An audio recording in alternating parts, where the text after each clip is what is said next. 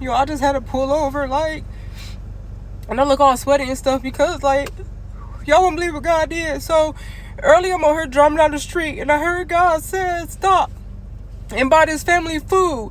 And I thought he was talking about this lady house that I had bought food for, like, almost last year. And she said that her kids and her needed some food. So I was like, I told my husband, like, okay, so I made this whole list of food, and I asked God to give me the list of food to buy.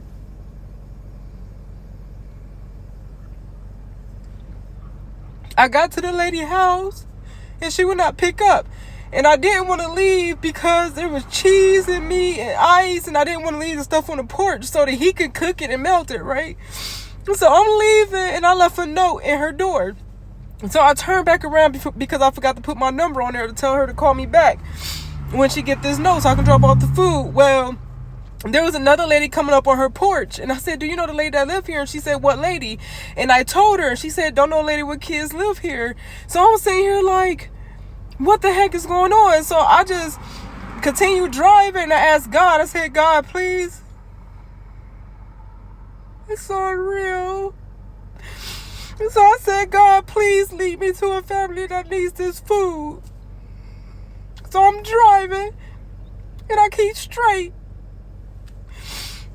And then I make a left, and then God said make a right, so I kept right.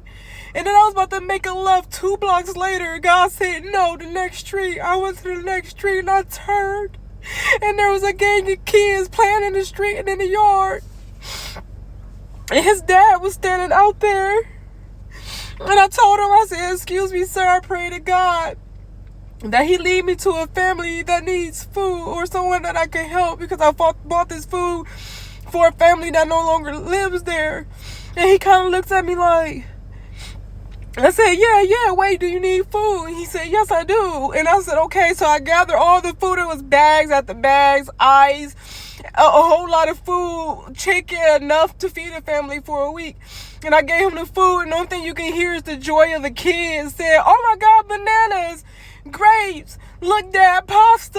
Like, I can't believe God literally gave me the direction. And then the kids started coming to the car, helping me with all the food with such joy on their face. And then it got to the point when I was pulling off, the dad was telling them to take all their toys in the house so he can make them a meal.